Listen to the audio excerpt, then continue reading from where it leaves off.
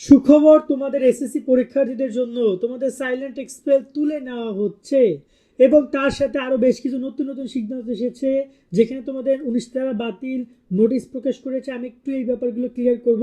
তাছাড়া এখানে তোমাদের জনদুর্ভোগ কমাতে তোমাদের পরীক্ষার কেন্দ্রে প্রবেশের সময়সীমাও কিন্তু এগিয়ে নিয়ে এসেছে। এই ভিডিওতে আমরা সবগুলো আপডেট দেওয়ার চেষ্টা করছি। তার আগে বলছি, তোমরা যারা আমাদের এসএসসি সার্ভিস সাজেশন কোর্সে জয়েন করতে চাও, বিস্তারিত দেখে নাও, চাইলে কোর্সে জয়েন করতে পারো।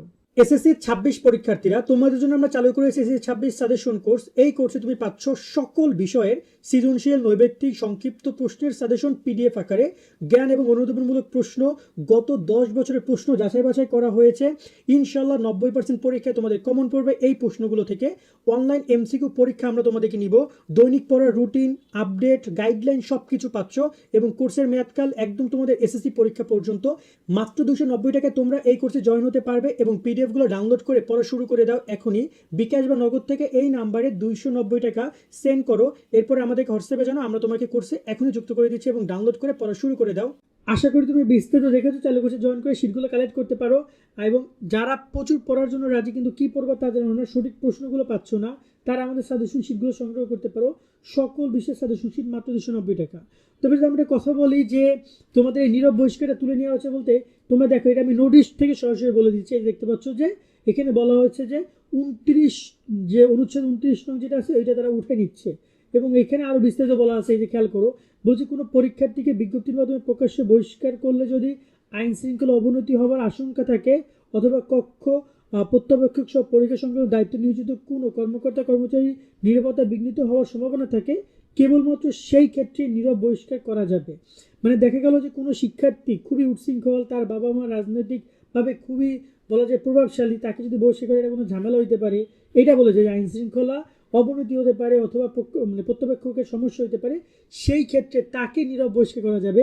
এছাড়া আর কাউকে নীরব বহিষ্কার করা যাবে না, কেবলমাত্র সেই ক্ষেত্রে নীরব বহিষ্কার যাবে। তবে বিষয়ে পত্রের পরীক্ষা শেষে প্রত্যবেক্ষকের সুস্পষ্ট বিবরণসহ গোপনীয় প্রতিবেদন প্রস্তুত করে উত্তরপত্র আলাদা প্যাকেটে পরীক্ষা নিয়ন্ত্রক দপ্তর পাঠাতে হবে। উত্তরপত্র ওএমআর এর প্রথম অংশ আলাদা করা যাবে না, সেটা তারা বলেছে। এখানে একটা ব্যাপার হচ্ছে এই যে ওই সকল শিক্ষার্থীরা, মানে এখানে মানে নর্মাল শিক্ষার্থীদের সমস্যা হবে না, বাট যদি এমন কোনো একটা অপরাধ করেছো তোমরা, যেটা দেখা যায় যে তুমি যদি বলা হয় যে তুমি এখানে বহিষ্কার হয়েছো, তখন তোমরা অনেকে রিয়েক্ট করো, মারামারি করো, টিচারদেরকে অপমান করো, ওই ক্ষেত্রে তারা নীরব বহিষ্কারের কথা বলেছে। এছাড়া ওই নীরব বহিষ্কারটা তারা তুলে দিয়েছে সবাইকে, যে একদম দেখা দেখি করলে নীরব বহিষ্কার, বা একটা থাকে না যে তোমার এদিক ওদিক তাকালে নীরব বহিষ্কার, সেগুলো থাকবে না। দেখতে পাচ্ছ, তো এই হচ্ছে তোমাদের নীরব বহিষ্কার ব্যাপারটা, আপডেটটা। এর সাথে যদি আমরা কথা বলি, তোমাদের পরীক্ষার জনদুর্ভোগ এড়াতে তোমাদের পরীক্ষার সকাল 9:30 কেন্দ্রের অভ্যন্তরে প্রবেশের অনুমতি পেয়েছে। মানে দেখা যায় পরীক্ষা কিন্তু তোমরা অনেকেই জানো যে 9:30 আগে কিন্তু ঢোকা যাবে না, বাট এখন তারা সেটাকে কমিয়ে 8:30 করে দিয়েছে। বলেছে যে এসএসসি 26 পরীক্ষা কেন্দ্রের সময় আশপাশ যানজট ও জনদুর্ভোগ লাঘবের লক্ষ্যে কেবলমাত্র পরীক্ষার্থীদের কেন্দ্রের অভ্যন্তরে 8:30 থেকে প্রবেশের গ্রহণের জন্য কেন্দ্র সচিবগণকে বিশেষভাবে অনুরোধ করা হলো। তবে পরীক্ষা কক্ষে প্রবেশ সংক্রান্ত পূর্বের নির্দেশনা বহাল থাকবে। এ বিষয়ে প্রয়োজনীয় ব্যবস্থা গ্রহণের জন্য নির্দেশনাক্রমে অনুরোধ করা হলো। মানে এখানে দুইটা বিষয় ঘুরতে যাচ্ছে। এক হচ্ছে যে তোমরা পরীক্ষা কেন্দ্রে ঢুকতে পারবা 8:30, তবে তোমাদের কিন্তু পরীক্ষা কক্ষে 9:30 আগে প্রবেশ করতে দিবে না, সেটা কিন্তু এখানে বলে দিয়েছে যে পরীক্ষা কক্ষে আগের নিয়মই বহাল থাকবে।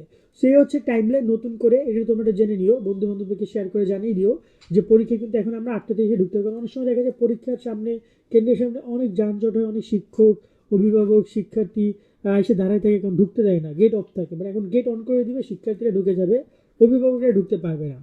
এই হচ্ছে আপডেট। আজকে আমি এখানে বিদায় নিচ্ছি। সকলে ভালো থাকবা, আর যারা কোর্সে জয়েন করতে জয়েন করে যেও। সকলে ভালো থাকো, আল্লাহ হাফেজ।